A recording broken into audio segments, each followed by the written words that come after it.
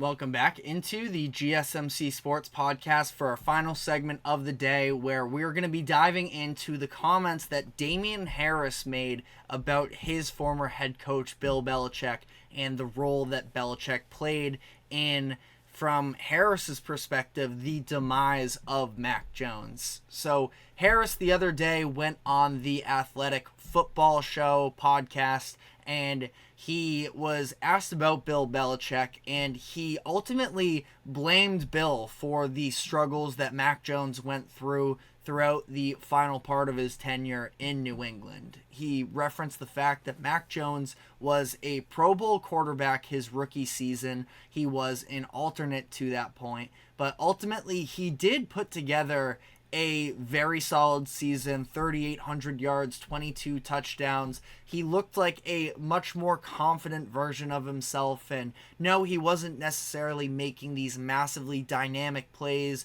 making these great throws, but he was sort of what a lot of us expected him to be in the NFL, which was a little bit of a game manager. I think that the comp for him that I liked the most sort of for Mac Jones coming into the NFL is that he could be a Kirk Cousins type of, again, just being a very solid quarterback that you're not going to lose because of, where I know some people don't necessarily feel the same way about Kirk Cousins, but he can win you games. And the Patriots ended up winning 10 games, and they ultimately got blown out by the Buffalo Bills in the playoffs. Mac wasn't even bad necessarily in that game, but the Patriots were just entirely outclassed by the Bills in that season, and the future seemed to be really bright for Mac Jones. But that's where Harris said that things sort of started to turn for Mac Jones, and he was put in a difficult position where Harris talked about the frustrations of Belichick hiring Matt Patricia as the replacement offensive coordinator after Josh McDaniels left that offseason to take the head coach job for the Raiders, and that inexperience, it was sort of mind-boggling to everybody really at the time, of bringing in somebody who just isn't an offensive mind at all and putting him in that position. And it felt like it was because of the familiar face for Belichick, where we saw, especially at the end of his tenure as a head coach and general manager in New England, that he really preferred to surround himself with familiar faces and people that he has worked with in the past. And that's what he did, bringing in Joe Judge and Matt Patricia. And from there, things got really ugly for the Patriots. And from Harris's perspective,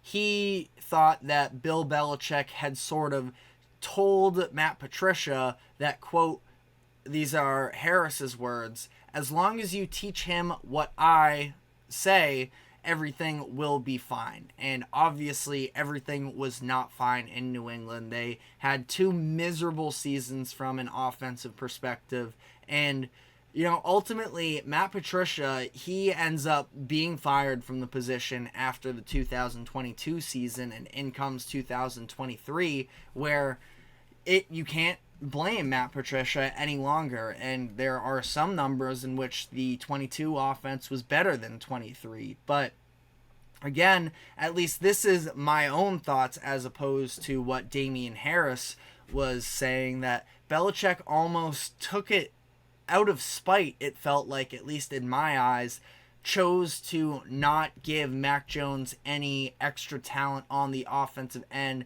Mac was almost rebellious, outspoken against the situation that he was put into, specifically from a coaching perspective.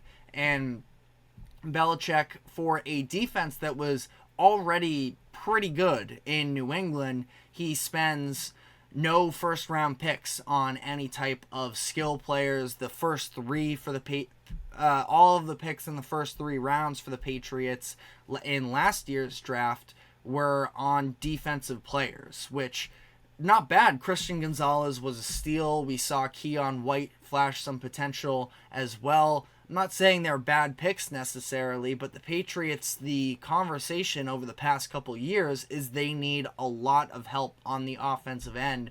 And Belichick, who hasn't had a great reputation in terms of being able to draft skill position players, maybe that was it, is he was just sticking to what he knows he's good at, possibly, but he was blatantly ignoring the holes that were on this Patriots offense. And obviously we saw by the end, Mac Jones, listen, it sounds like I'm making a lot of excuses for him. He was a disaster by his final season in New England, where I don't know if there was a team in the NFL that had worse quarterback play than what the Patriots got with Mac Jones and Bailey Zappi. Now, Jets fans probably to some degree want to have a conversation there with the entire situation that played out after Aaron Rodgers went down with an injury, but it just ultimately, last year was a disaster. And from my perspective, it was clear that Mac Jones mentally was just sort of broken, where he was seeing ghosts. The offensive line was horrendous. For 2 straight years, it was horrible.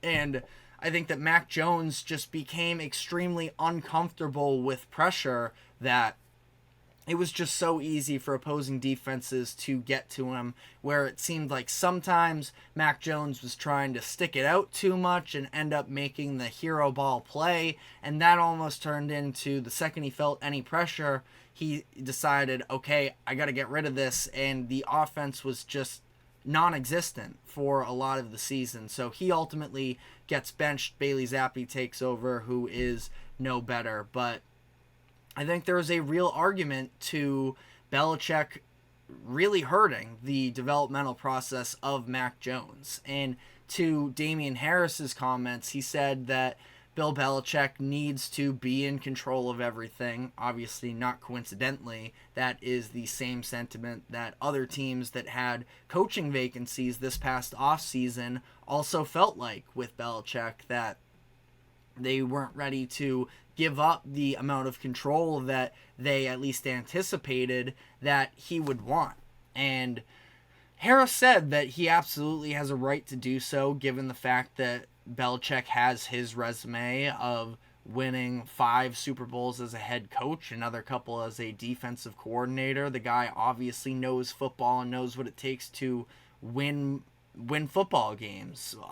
Second all time in wins. But ultimately, the game, it's an interesting conversation as to whether or not the game passed by Bill Belichick. I still believe he is an excellent defensive mind, but I feel like, especially as the years went on, and especially after Tom Brady ended up winning a Super Bowl without him, his ego became a lot more fragile. And obviously, I myself am a Patriots fan. I will forever be grateful to Belichick for what he did over the years, but Belichick's philosophy as a general manager was always, we're not paying you for what you've done in the past, it's for what we are getting out of you now. And that's just sort of the situation that Belichick fell into, where he was sort of living off of his past reputation. If any other general manager hired Matt Patricia as their offensive coordinator,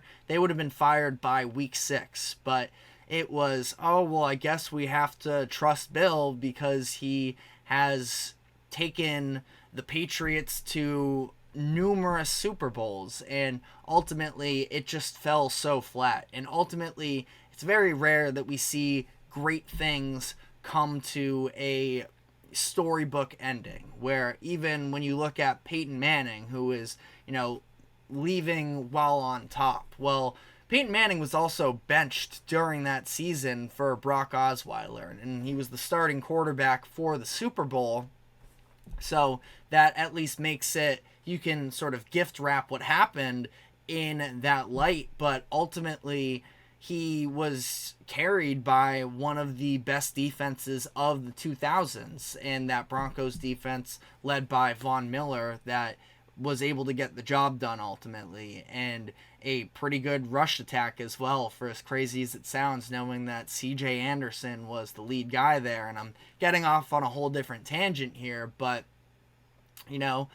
it's rare. We see what's going on with the Warriors dynasty right now in the NBA and how ugly it's looked, and especially in these past couple years. You just don't get fairy tale endings for a lot of these great things. And I'm curious whether or not Belichick is ever going to get another opportunity in the NFL. There's a chance that next year there are some organizations, specifically you look at the Eagles and the Bills and maybe the Cowboys and these teams that feel like they are Super Bowl competitive but have at least some question marks at quarterback or at head coach, I should say. And ultimately, I think it might be the end for Belichick already. After going unsigned this offseason. Now, maybe again, if you are one of these other teams that feel like you are right on the doorstep of winning, your head coach is the one thing that's holding you back, sign Belichick for 2-3 years and call it quits from there. But I don't know necessarily. It is seeming like it's the end of Belichick. And, again, you have to appreciate the career that he put together. And even still, to this situation of what went down with Mac Jones, I mean, Mac Jones just was not good enough. But when you look at the way that Belichick treated this situation with Mac, it's hard to imagine that he's going to be somebody you can trust to develop young talent like that, especially at the quarterback position after growing maybe a little bit of a mental callus with Tom Brady, who could do everything he needed of him, and there wasn't really necessarily too much of a coaching need from that perspective, especially in the latter part of Brady's tenure with the Patriots. But let me know what your thoughts are in the comments section. That is all we have time for today. Thank you very much for tuning into the GSMC Sports Podcast. Thank you to the GSMC Sports Network for allowing us to host this show. Remember to like, follow, subscribe wherever you keep up with us. Be sure to check us out on social media as well for more exclusive short content. We are live here on the GSMC Sports Podcast every 2 to 3 p.m. Eastern. So we will be back tomorrow with some reactions from the Game 3 matchup tonight. Have a great day. We will see you tomorrow. Take care.